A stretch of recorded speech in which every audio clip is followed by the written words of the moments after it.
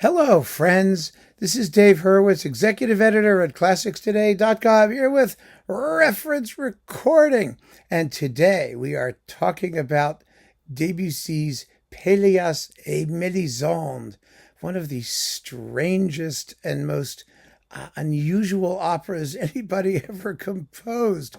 You know, Debussy wanted to do something that was anti-Wagnerian, which means, of course, it's terribly Wagnerian, because you can't be anti-Wagnerian unless you're Wagnerian to begin with, and you know what you're being anti of. In other words, he wanted something that had as little drama as possible, that was all suggestion and half tints and indirectness, and none of the just straight out panting and heaving and vulgar passion that we find in Wagner's Ring, for example, or Tristan and Isolde particularly. Oh my goodness. And really, Debussy succeeded. He succeeded in writing a connoisseur's opera par excellence. People either love this piece or they can't stand it.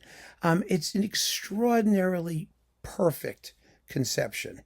And he found the ideal story for it in Maurice Maeterlinck's play. I mean, nobody knows anything about anybody. I mean, you know, Mélisande's dropped her crown. She thinks she may have been a princess. She doesn't know where she's from. Golod marries her. He doesn't know who she is. She may be having an affair with Pelléas. She may not have. She has a baby. No one's quite sure where it comes from.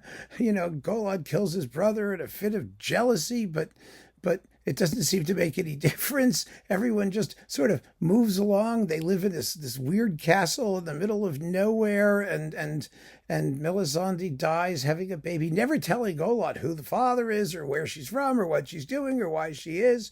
All she says is, ne me touchez pas, ou je me jette au l'eau. You know, don't touch me or I'll throw myself in the water. I mean, you know, it's absolutely space music. It's totally different. Its pacing is different. Everything about it is so personal and unique to Debussy. It's really an amazing, amazing piece.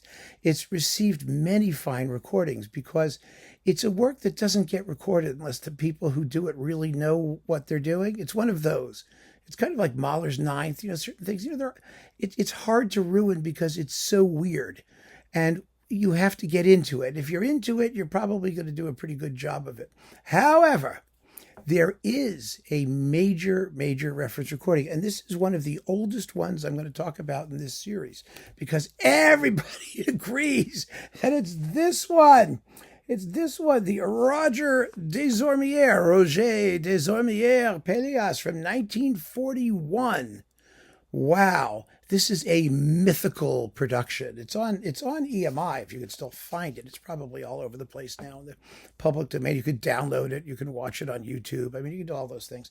But this is an extraordinary performance. First of all, 1941, doing complete operas was difficult and rare. And it was particularly difficult and rare in occupied France, which is where we're talking about. And because of the circumstances of this recording, it's acquired a mythos as almost, you know, a statement of national pride and virtue, because in the midst of the Second World War, this thing came together. There is no opera less suited to be viewed as a patriotic statement than this one. I mean, it's not Boris Godunov, it's not Smetana's Libusha, it's not, you know, things that are all about the heroic triumph of the French people. It's none of that. This is all done in a whisper. And it's a legend for that reason, but it's really legendary because of the cast. I mean, because Roger Desormière was a fabulous conductor, of course, but the cast features Irene Joachim as Mélisande, Jacques Janson as Pelléas. He's sort of the linchpin, actually, of this particular production, because these singers supposedly represent the last great flowering of the French school of you know, operatic performance, of operatic singing, which really disappeared after the Second World War. That kind of singing, those types of voices, were subsumed into sort of the general operatic mill the international operatic bill. And so these uniquely French approaches to text, to declamation, to clarity of diction, those things, they ain't what they were. I mean, so they say. And then we've got, who else do we have? Let's see. Golod is Henri Etcheverry, and Jean Geneviève is Germaine Cernay, and Arkel is Paul Cabanel, Le Petit Ignot, this little brat who runs around. I mean, Golod uses him for stuff, is Leila Ben Sedira. They use a little girl usually to be the little boy. And then you've got a shepherd who's Émile Rousseau, and a médecin, a doctor, yeah, that's him, who's Armand Marcon at the end. And the orchestra is the Orchestra Symphonique. It's just a pickup band, basically, that they could assemble.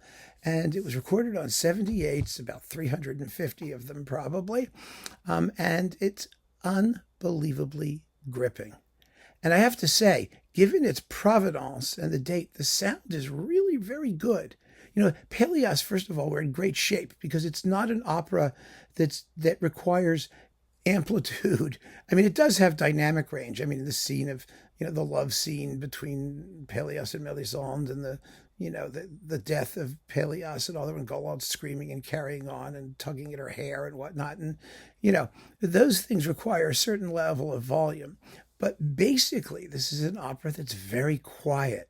And so if you find sort of a dynamic level you can, pick up the sound that the orchestra is making, you're in good shape. And it doesn't matter that this thing was recorded in 1941. It's got to be a little bit dim, yes, but the voices are very, very well caught.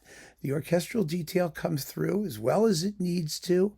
And it's an absolutely extraordinary performance. And as far as reference stuff goes, well, because it's a specialty opera and it has a specialty audience, the consensus is going to consist of the opinions of real connoisseurs who know the piece and know its discography and have no problem with the fact that this may be a historical recording and somewhat limited sound.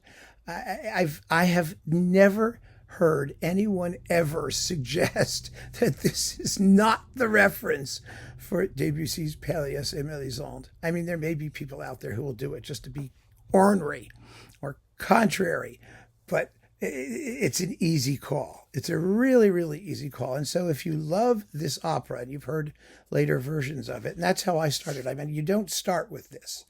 You'd like to say, well, you get the reference and then you listen to everything else. Well, in this case, it probably isn't going to happen that way, because you've got to be able to find it, and you've got to be able to get a sense of what the opera is about. And my encounter with Pelléas, my first encounter with it was Desormière, and which was pretty old also, and he did it twice, by the way.